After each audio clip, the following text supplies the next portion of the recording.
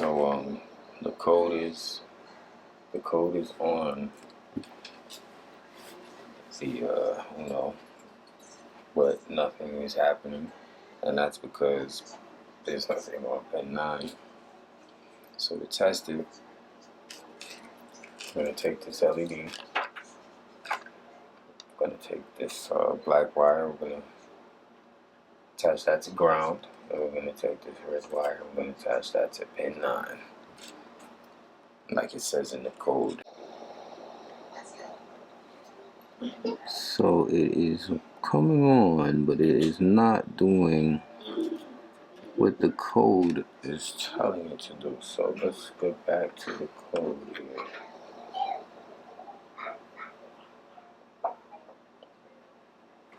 Okay, I had to compile it again, but as you can see, it is working.